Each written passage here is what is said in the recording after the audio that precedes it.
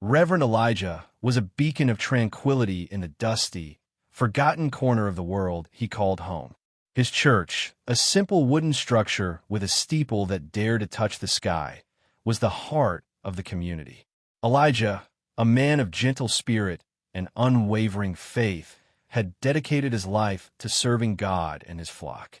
His sermons were filled with love, forgiveness, and the promise of a better tomorrow. He possessed a quiet strength, a calming presence that soothed troubled souls and offered solace in times of despair.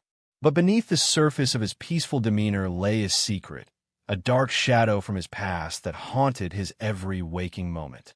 Years ago, before he found God, Elijah had been a different man, a man of violence.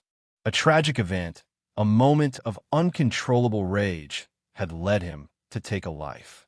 The guilt and remorse had been unbearable, driving him to seek redemption. He found it in the arms of the church, vowing never to raise his hand in anger again, never to kill. Now, with calloused hands weathered by years of labor, he preached of peace, of turning the other cheek.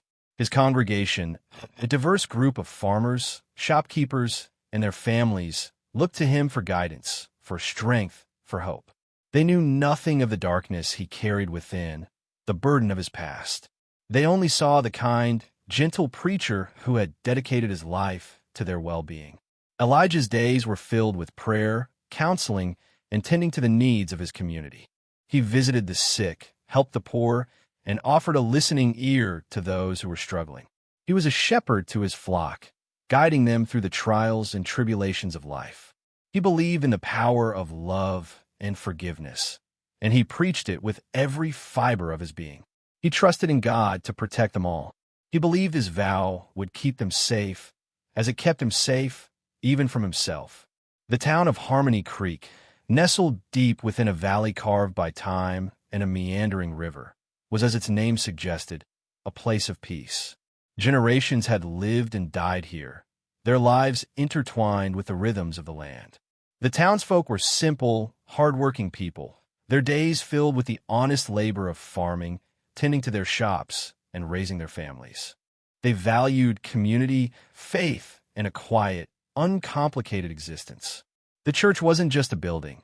It was the very soul of Harmony Creek. It was where they celebrated births, mourned losses, and found strength in each other's company.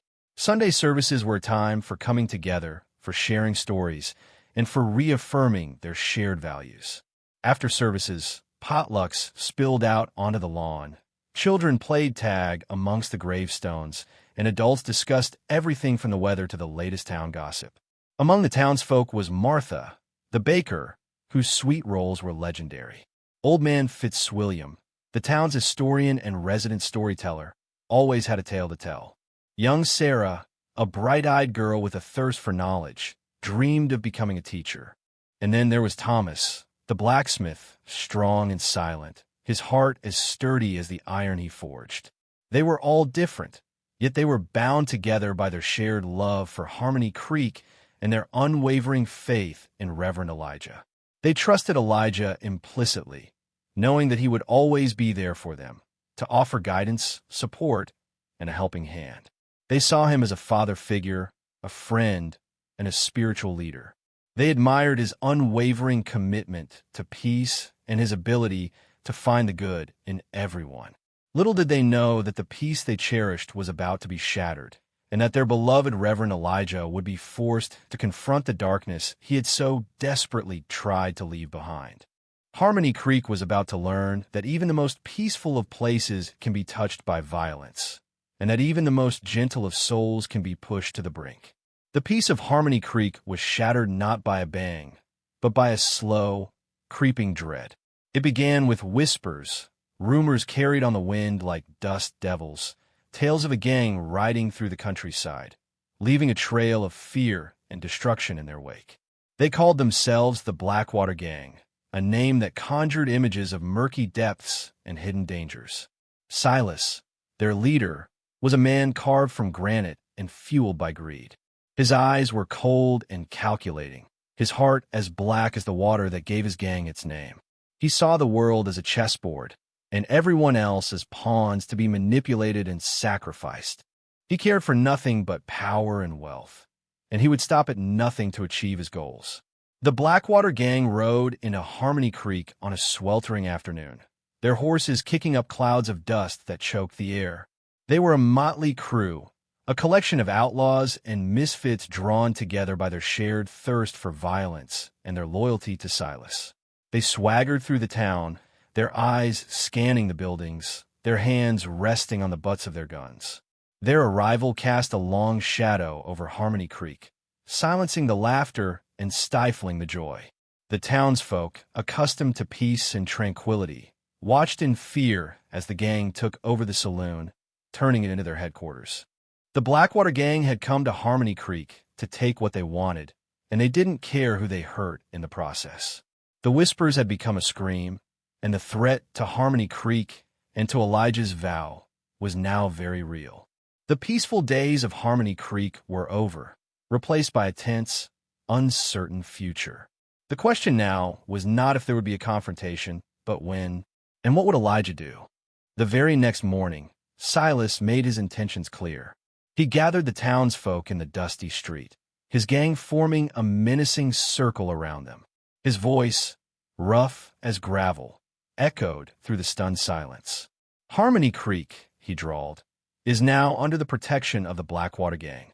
Protection, he emphasized with a sneer, costs money. He demanded a hefty sum from each family, a sum that would cripple many and leave others destitute. Fear rippled through the crowd, but Elijah stepped forward, his face calm but resolute.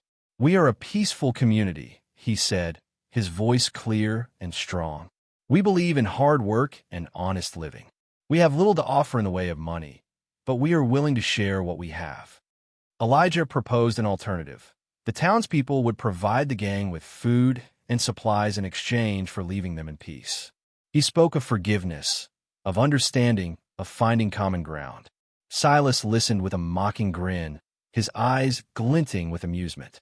"You're a funny kind of preacher," he said, when Elijah had finished, "talking about peace and forgiveness to a man like me." He laughed, a harsh, grating sound that sent shivers down the spines of the townsfolk. "I don't want your food, preacher. I want your money. And if you don't pay up," he added, his voice dropping to a dangerous whisper, "things are going to get very unpleasant." He then gestured to his men, who began to harass the townsfolk, shoving them around and snatching valuables. Elijah watched, his heart heavy with sorrow. He had tried to reason with Silas, to appeal to his humanity, but it was clear that the man was beyond reach. The path to peace was blocked, and the shadow of violence loomed large over Harmony Creek. Elijah's vow was about to be tested in ways he never imagined. The harassment escalated quickly. The Blackwater gang, bored with simply demanding money, began to vandalize property. Shop windows were smashed, wagons overturned, and livestock stolen. Fear turned to anger, and the townsfolk began to murmur amongst themselves, questioning Elijah's commitment to peace. One evening, the gang turned their attention to the church. They defaced the walls with crude drawings and offensive words, shattering the stained glass windows and tearing down the cross that stood proudly above the entrance. They desecrated the sanctuary, the very heart of the community's faith. Elijah arrived to find the church in ruins, his heart aching with a pain he hadn't felt in years. He knelt amidst the debris, his head bowed in prayer. Martha, the baker, found him there, her face etched with worry. "Reverend," she said, her voice trembling, "what are we going to do? They're destroying everything we hold dear." Elijah looked up at her, his eyes filled with a deep sadness. "We must remain strong in our faith, Martha," he said. "We must not let them break our spirit." But even as he spoke the words, he felt a seed of doubt begin to sprout within him. Could peace truly prevail against such overwhelming evil? That night, the gang set fire to Old Man Fitzwilliam's barn, destroying his winter supply of hay and endangering his animals. Thomas, the blacksmith, confronted them, his fists clenched, but they easily overpowered him, leaving him bruised and bloodied in the dirt. The violence was escalating, and Elijah knew that he couldn't stand by and watch his community be destroyed. The whispers of his past grew louder, the darkness within him stirring. His vow felt like a chain, binding him to inaction while his people suffered. The breaking point was drawing near. The breaking point came swiftly and brutally. Young Sarah, the bright-eyed girl who dreamed of becoming a teacher, was walking home from the library when she was cornered by two members of the Blackwater gang. They intended only to scare her, to further terrorize the town, but things quickly turned ugly. Sarah, brave and defiant, refused to be intimidated. She stood her ground, her voice trembling but firm, telling them to leave her alone. Enraged by her defiance, one of the men struck her, knocking her to the ground. They left her there, bruised and bleeding, a symbol of their power and the town's helplessness. News of the attack spread like wildfire through Harmony Creek. The townsfolk, already on edge, erupted in outrage. They gathered outside the church, their faces grim, their eyes filled with a mixture of fear and fury. Martha, the baker, cradled Sarah in her arms, tears streaming down her face. Thomas, the blacksmith, stood nearby, his fists clenched so tight that his knuckles turned white. Elijah arrived to find the community on the brink of collapse. He knelt beside Sarah, his heart breaking at the sight of her injuries. He looked into her eyes, saw the fear and the pain, and something inside him snapped. The darkness he had fought so hard to suppress surged to the surface, overwhelming his vow of peace. He stood up, his face transformed, his eyes burning with a righteous anger that no one had ever seen before. "Enough!" he roared, his voice shaking with emotion. "This ends now." The townsfolk stared at him in stunned silence, witnessing a transformation they never thought possible. The gentle preacher was gone, replaced by a man of steel, a man ready to fight for his people. The vow was broken. The time for peace was over. The time for action had come. Elijah knew what he had to do. He would protect his flock, even if it meant sacrificing his own soul. But the transformation wasn't complete. Elijah retreated to the church, locking himself inside. The anger that had fueled his outburst now warred with the guilt and remorse that had haunted him for so long. He sank to his knees before the altar, the broken stained glass windows casting fractured patterns of light across the floor. Images flooded his mind: Sarah's bruised face, the burning barn, the desecrated church. But more than that, he saw the face of the man he had killed years ago, the face that had driven him to seek redemption. He remembered the rage, the violence, the utter lack of control. Was he truly any different from Silas? Was he capable of wielding violence without succumbing to the darkness that lurked within him? He wrestled with his conscience, torn between his desire to protect his people and his fear of becoming the monster he once was. He remembered the vow he had made, the promise to never kill again. It had been a lifeline, a way to keep the darkness at bay. But now, that lifeline felt like a noose, choking him, preventing him from acting. He closed his eyes, his mind a battlefield of conflicting emotions. He saw the faces of his congregation, their eyes filled with hope and trust. He knew that they were looking to him for guidance, for protection. He couldn't abandon them. He couldn't let Silas destroy everything they had built. Suddenly, a memory surfaced, a forgotten lesson from his childhood. His grandfather, a wise and weathered old farmer, had once told him, "Sometimes, son, the only way to stop a bully is to stand up to him. Sometimes you have to fight for what's right, even if it means getting your hands dirty." The words resonated within him, offering a glimmer of hope. Perhaps violence wasn't always the answer, but sometimes it was the only answer. Perhaps he could use his past, his knowledge of the darkness, to protect his people from it. The decision was made. He would fight, but he would fight with purpose, with restraint, with the unwavering belief that good could triumph over evil. He would not become the monster he once was. He would become something else entirely. Emerging from the church, a newfound resolve hardened his gaze. He sought out Thomas, the blacksmith, a man of strength and unwavering loyalty. "Thomas," Elijah said, his voice low but firm, "I need your help. I can't do this alone." Thomas, still nursing his bruises, looked at Elijah with a mixture of surprise and hope. "Anything, Reverend," he replied. "Just tell me what you need." Elijah explained his plan. They would need to prepare the town for a fight. They would need to fortify the church, gather supplies, and teach the townsfolk how to defend themselves.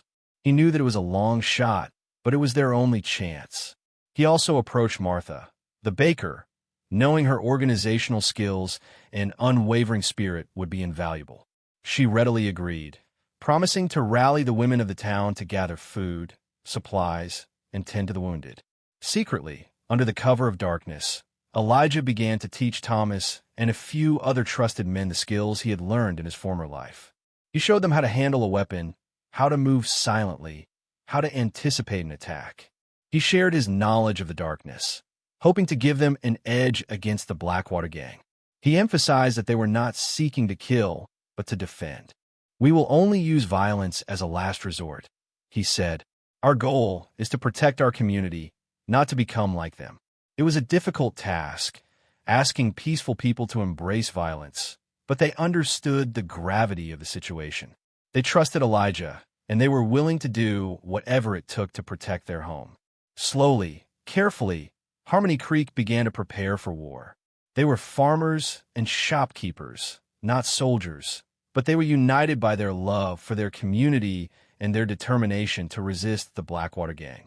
They would stand together, and they would fight for their freedom. As the days turned into nights, the church transformed into a fortress. Thomas, using his blacksmith skills, reinforced the doors and windows with iron plating. The women, led by Martha, stockpiled food, water, and medical supplies. The men, under Elijah's guidance, practiced their self-defense techniques, learning to fight as a unit. Elijah, drawing on his past experiences, devised a strategy to defend the town. He knew that they couldn't match the Blackwater gang in terms of firepower, so they would have to rely on cunning and surprise. He planned to use the church as their stronghold, using its strategic location and fortified defenses to their advantage. He also knew that they needed to protect the most vulnerable members of the community. He arranged for the women, children, and elderly to take refuge in the church's basement, a hidden space that could withstand even the most brutal assault. Despite their preparations, fear still lingered in the air. The townsfolk were farmers and shopkeepers, not soldiers. They had never faced violence like this before, but they were determined to stand their ground, to protect their homes and their families. One evening, as they were fortifying the church, Old Man Fitzwilliam approached Elijah, his eyes filled with a quiet determination. "Reverend," he said, "I may be old, but I'm not useless. I know every inch of this town, every secret passage, every hidden trail. I can help you." Elijah smiled, his heart warmed by the old man's courage. "Thank you, Fitzwilliam," he said. "Your knowledge will be invaluable." He tasked Fitzwilliam with scouting the town, keeping an eye out for the Blackwater gang's movements and alerting them to any potential threats. Harmony Creek was ready. The stage was set. The only thing left to do was wait and pray. They knew the attack was coming. It was only a matter of time. The peace had ended, and a storm was brewing. The attack came at dawn, as the first rays of sunlight painted the sky with hues of orange and gold. Old Man Fitzwilliam, perched atop the church steeple, spotted the Blackwater gang riding towards the town, their faces grim, their weapons glinting in the morning light. He fired a warning shot into the air, a signal that sent the townsfolk scrambling to their positions. Silas led the charge, his eyes fixed on the church, a cruel smile playing on his lips. He had underestimated the townspeople, dismissing them as weak and defenseless. He was about to learn that he was wrong. As the gang approached the church, they were met with a hail of gunfire. Thomas, armed with his blacksmith's hammer and a shotgun, stood guard at the main entrance, repelling the initial assault. Martha and the women, armed with rifles and Molotov cocktails, defended the windows, raining down fire and fury on the attackers. Elijah, positioned on the roof of the church, directed the defense, his voice calm and steady amidst the chaos. He moved with a grace and precision that belied his peaceful demeanor, his eyes scanning the battlefield, anticipating the enemy's every move. The Blackwater gang, caught off guard by the fierce resistance, faltered. They had expected an easy victory, but they were met with a wall of fire and steel. Men fell, horses screamed, and the air filled with the acrid smell of gunpowder. Silas, enraged by the unexpected resistance, ordered his men to set the church on fire. They tossed torches onto the roof, hoping to smoke out the defenders. But the townsfolk were prepared. They had soaked blankets in water and used them to extinguish the flames, preventing the fire from spreading. The battle raged on, a desperate struggle for survival. Harmony Creek was holding its own, but the Blackwater gang was relentless. Elijah knew that they couldn't hold out forever. He would need to make a move to take the fight to Silas if they were to have any hope of victory. The moment of truth had arrived. Leaving Thomas in charge of the church's defense, Elijah slipped out through a secret passage known only to him and old man Fitzwilliam. He moved silently through the town, using the shadows as cover, his eyes scanning for Silas. He knew that the key to ending this conflict lay in confronting the gang leader directly. He found Silas in the saloon, the gang's temporary headquarters, drinking and boasting about his imminent victory. The saloon was dimly lit, filled with the stench of sweat, whiskey, and gunpowder. Silas was surrounded by his men, their faces flushed with excitement and anticipation. Elijah burst through the doors, his presence silencing the room. All eyes turned to him, a mixture of surprise and disbelief on their faces. Silas rose from his chair, a sneer twisting his lips. Well, he drawled. If it isn't the good Reverend. Come to beg for mercy. Elijah's face was grim. I've come to end this, Silas, he said, his voice low but firm. This violence, this destruction, it stops now. Silas laughed, a harsh, grating sound. You think you can stop me, preacher? You, in your pathetic little town. He gestured to his men, who began to surround Elijah, their hands resting on their guns. I'm not alone, Silas, Elijah replied, his eyes locking with Silas's. My people are with me, and we're not afraid to fight for what's right. Silas lunged forward, swinging a fist at Elijah's face. Elijah dodged the blow with surprising agility, his years of peaceful living not having dulled the reflexes he had honed in his youth. He grabbed Silas's arm, twisting it behind his back, forcing him to his knees. The fight had begun. It was a fight for the soul of Harmony Creek, a fight that would test Elijah's resolve and determine the fate of his people. A fight where Elijah would have to decide how far he would go to protect what he loved. The saloon erupted in chaos. Silas's men surged forward, intent on protecting their leader. Elijah, despite being outnumbered, fought with a ferocity that surprised even himself. He moved with a speed and agility he hadn't possessed in years, his hands and feet a blur of motion. He disarmed his attackers, using their own weapons against them, his movements precise and efficient. He wasn't fighting with anger or hatred, but with a clear and focused determination.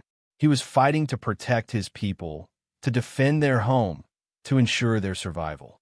Each punch, each kick, each block was delivered with purpose, with the unwavering belief that good would triumph over evil. Silas, freed from Elijah's grasp, watched in disbelief as his men fell one by one. He had underestimated the preacher, mistaking his peaceful demeanor for weakness. He now realized that he had made a grave mistake. He grabbed a broken bottle from the bar, charging at Elijah with a snarl. Elijah sidestepped the attack, grabbing Silas's wrist and twisting it sharply. The bottle shattered, sending shards of glass flying through the air. Silas cried out in pain, clutching his bleeding wrist. Elijah stood over him, his face grim, his chest heaving. He could have killed Silas, could have ended it all right there. But he hesitated. The vow he had made years ago still echoed in his mind, a reminder of the darkness he had fought so hard to overcome. He looked into Silas's eyes, saw the hatred and the despair, and something shifted within him. He realized that killing Silas wouldn't solve anything. It wouldn't bring back the peace that had been shattered. It wouldn't heal the wounds that had been inflicted. It would only perpetuate the cycle of violence. He lowered his hand, extending it toward Silas. "It doesn't have to end like this," he said, his voice filled with a genuine plea.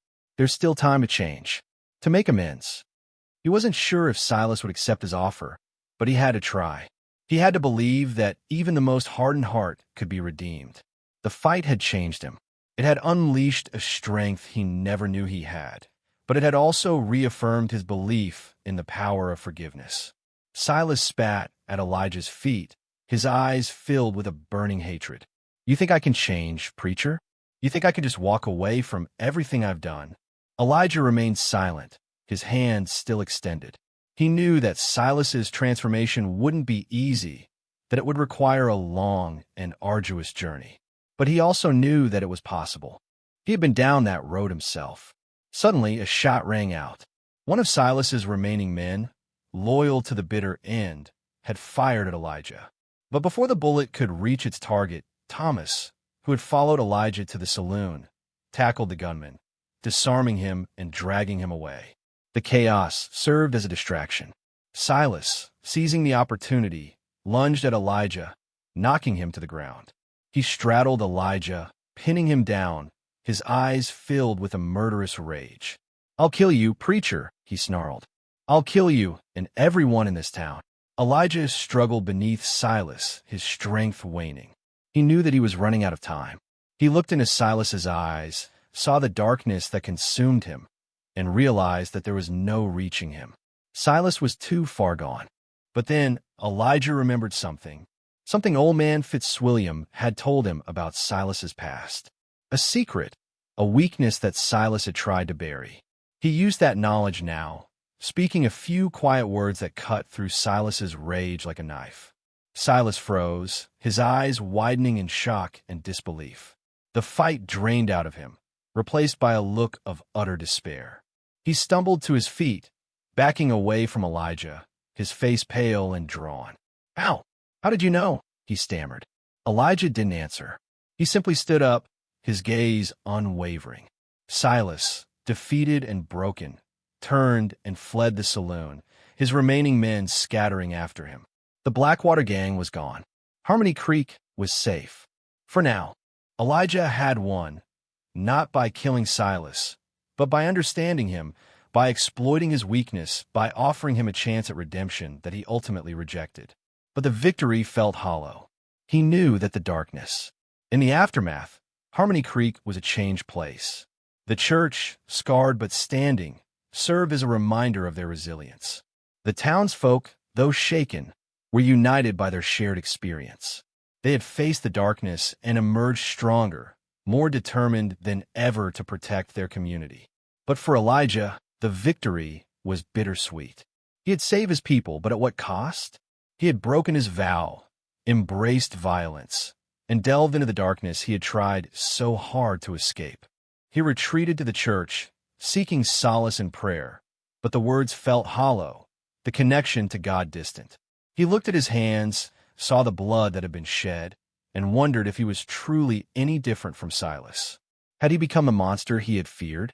He sought out old man Fitzwilliam, hoping for guidance, for reassurance.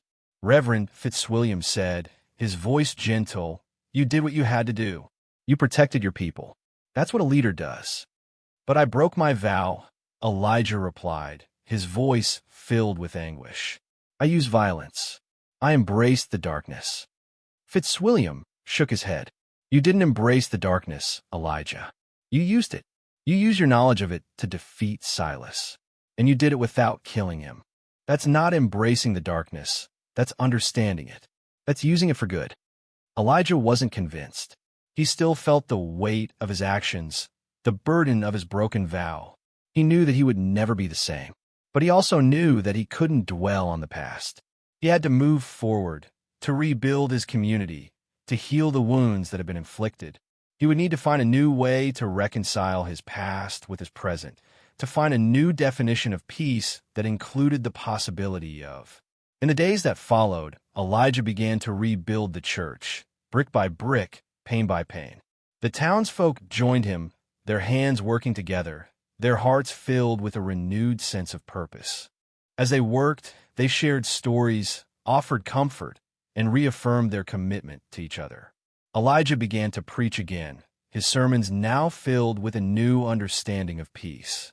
He spoke of the importance of forgiveness, but also of the necessity of standing up for what's right, even when it's difficult. He told them that peace wasn't the absence of conflict, but the ability to face conflict with courage, compassion, and an unwavering commitment to justice. He realized that his vow hadn't been broken, but transformed.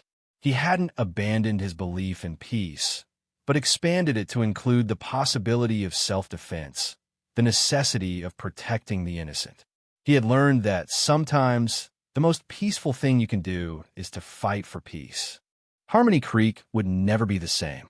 The scars of the Blackwater Gang's visit would forever remain, etched into the landscape and into the hearts of the townsfolk. But they had also learned something valuable, that they were stronger than they thought, that they could overcome any challenge if they stood together. Young Sarah, healed from her wounds, began to teach at the church, fulfilling her dream of becoming a teacher. Thomas, the blacksmith, became the town's protector, always ready to defend his community. Martha, the baker, continued to bake her sweet rolls, offering comfort and solace to those in need. And Elijah, the preacher who had broken his vow, found a new understanding of his faith, a new appreciation for the complexities of life. He had learned that even in the darkest of times, hope could still prevail, that even the most broken soul could be redeemed. Harmony Creek was safe, forever changed, but forever strong. The end.